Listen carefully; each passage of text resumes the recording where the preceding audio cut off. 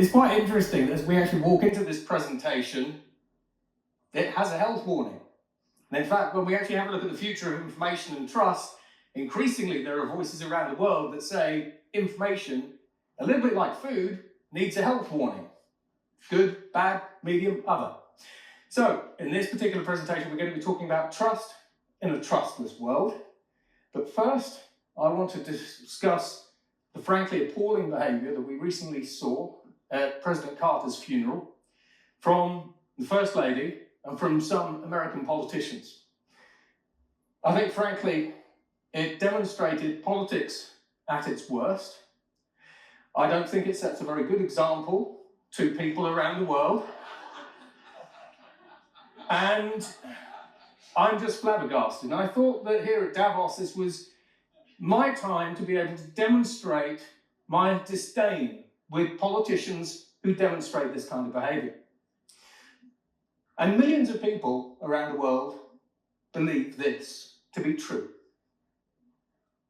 Is it true?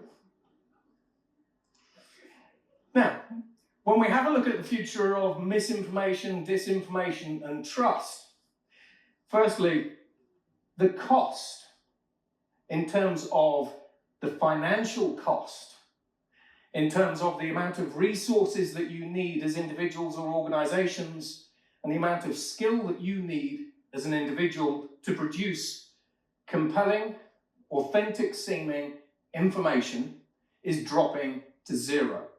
Now, on the one hand, this is the democratization of content creation in all of its forms, basically from images, from videos, but also text and virtual reality environments as well. This is everything that you see behind a screen. The cost of doing it, developing it, and pushing it is basically zero. And when we actually have a look at artificial intelligence, basically which we're talking a lot about at Davos, at the moment, a lot of these tools are kind of automated. You thump something together in a text prompt or whatever it happens to be, and you generate a particular video. Very soon, though, artificial intelligence will be able to do it autonomously. Now, what we mean by this is you simply say to an artificial intelligence, I want you to take out this particular company or make this particular group of people believe a particular type of thing. The artificial intelligence using big data will understand quite a lot about the target audience, will decide what kind of content to produce, it will publish it, it will distribute it, it will hammer it home. So when we see this, I do not recommend that you trust anything behind the glass at all. Listen up to this man in front of you. He wrote a damn book on deepfakes before they were a thing. I like Barrett. He's one of my best testimonials. As he said, I wrote a book on deepfakes 4 years before they actually emerged. I've been talking about deepfakes for about 10 years before generative artificial intelligence was a thing.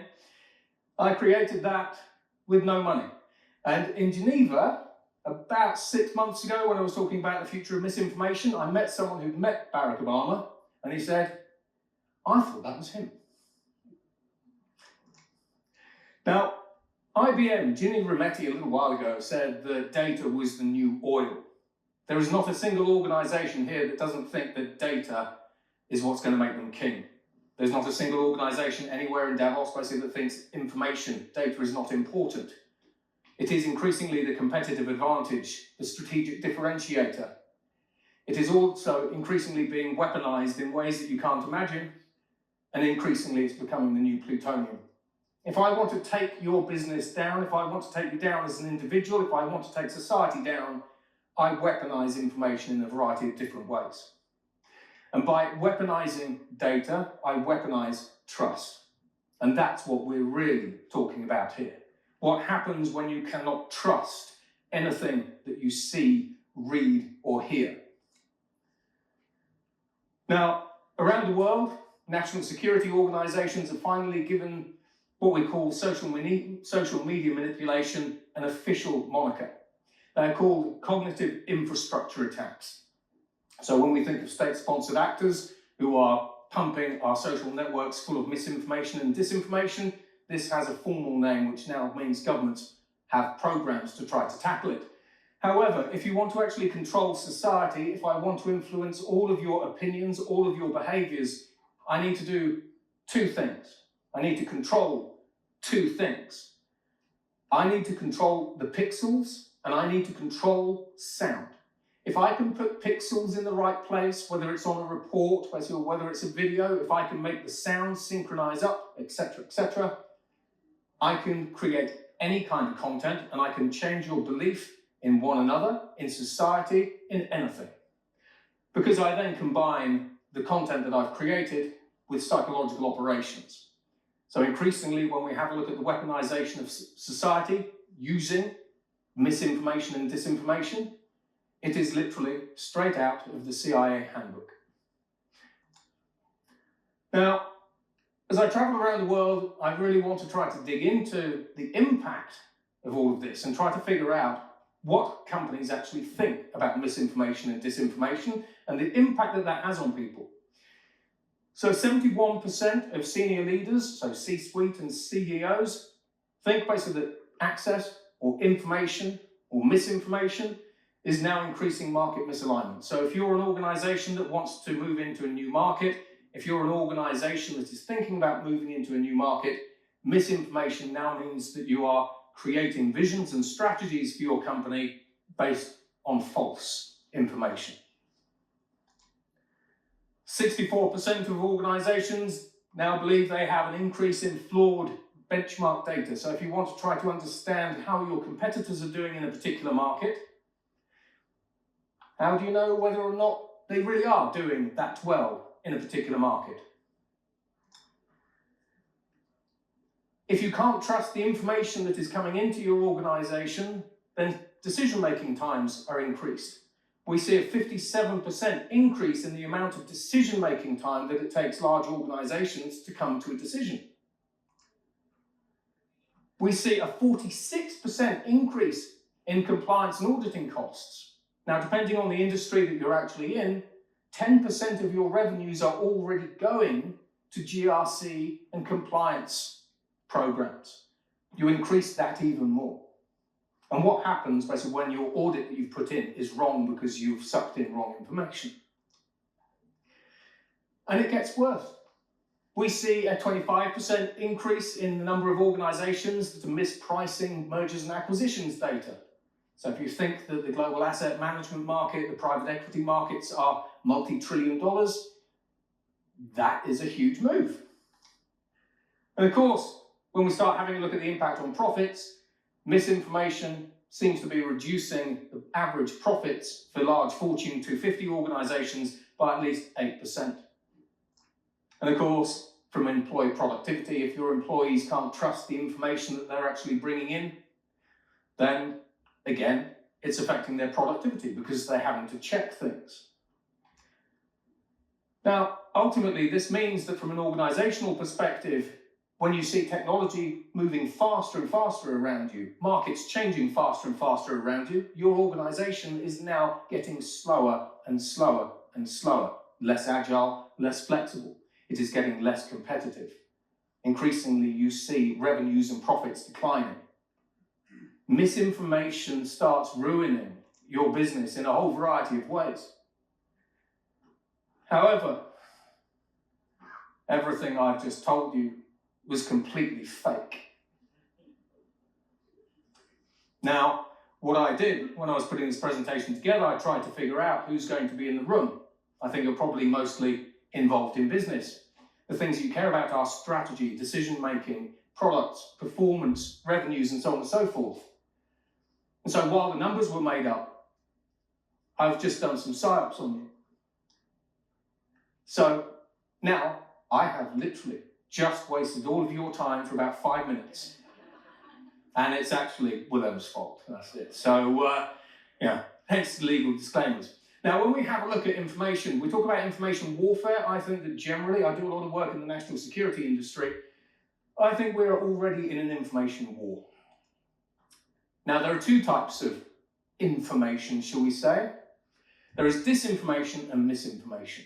So disinformation is information that someone has put together in order to purposely deceive you or do harm to you. Misinformation is I just made a mistake. Sorry, I will go back and correct that. So the one that we care about is disinformation. Disinformation is the most toxic to you as individuals, us as a society, and you as businesses. And this is how we get going. So firstly, as an organization or as an individual, I need to understand what is my intent. So for example, I might want to destroy Samsung. Not that I do, but just saying, my goal might be to destroy Samsung. My goal might be to cut 30% off of all of your share prices. So then I need to identify my targets. Is it a group in society, or is it an individual cluster of businesses in a particular sector? So I've got my goal, I've got my targets. Now I start engineering my content to have the most impact and create the most harm, however I define that I can. Now, when we actually think of misinformation and disinformation, when we think of deepfakes, we quite often think of politicians basically being deepfaked and everything else, but we're deepfaking reports. If you want to understand the latest retail trends in Indonesia, you go to Google and you search and you click the top link. And the top link, it's called malvertising, has generally been bought and snapped up by criminals who want you to download that report. So comms channels. We saw Arup being conned out of $25 million because the CEO didn't actually tell the CFO to move $25 million. Deepfake hires. You are hiring more people from the gig economy than ever before. You are hiring remote workers for your IT teams. We see deepfake hires. You aren't speaking to the person you thought you were. We see scams and everything else. When we're talking about the weaponization of information, it's everything that you see behind the screen. Now that I've got my content and I've got my attack vector, I need to, as a criminal or as a would-be bad guy, inject the information into your systems. So for example, I could hack your procurement system, add a couple of zeros to a check. I could change supplier information, whatever it happens to be. But also, we can manipulate data in new ways, but I can poison your artificial intelligences. At Davos, basically the only thing that people are really talking about is artificial intelligence, but if you are in the banking sector, I know that you're going to create an artificial intelligence from an open source data set over here. If I poison this data set, you're sucking in bad data. That data can break your artificial intelligence models, put backdoors into your artificial intelligence models, let me destroy your artificial intelligence models, and I can even change the behaviors and the decision-making of your artificial intelligence models, and you have no clue, unless you do an audit. Now, social manipulation. There were 2 billion pieces of fake information shared on Twitter recently in the US elections.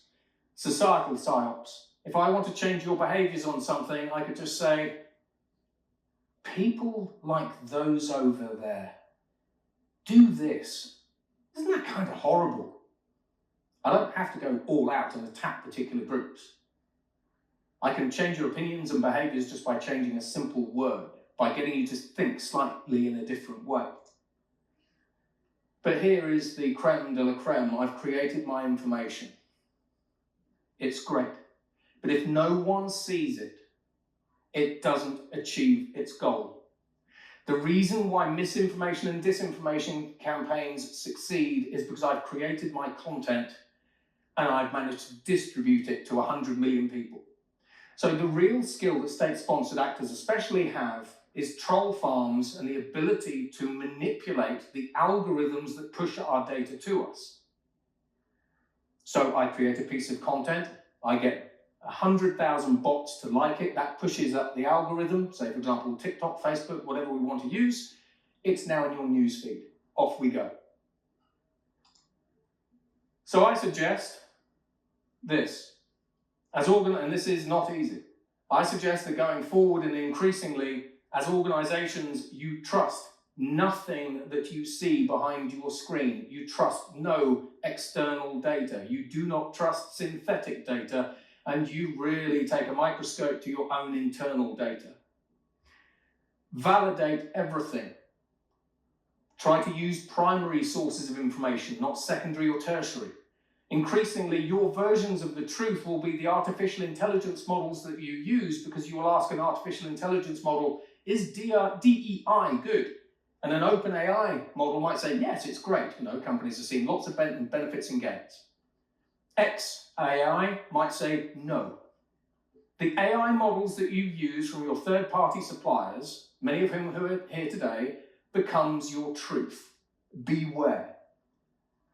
And then do not be complacent. Criminals, the people who want to take you down, deceive you, hack you, scam you, and everything else, and take your company for a lot of money, they do not stop. And this is an exponential ramp. And then, just to round out, I think we have my fellow Americans, a couple of words from I want to somebody. speak to you tonight about my upcoming plans for the future. Exciting plans. Today, I and the Joint Chiefs have commanded the U.S. Navy, our mighty 7th Fleet, to deploy and engage the heinous North Korean leaders and take out Rocket Man, who's been pushing our patience. Now the time has come for swift, overwhelming, and decisive action, and we will prevail.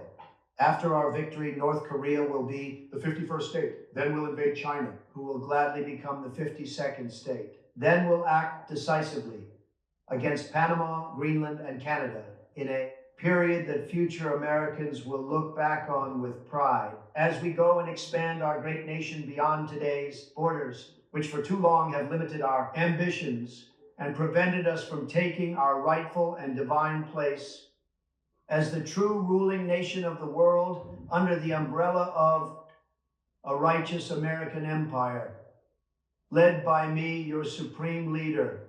Thank you all, and God bless our magnificent troops, and God bless America. Now, that cost me $5.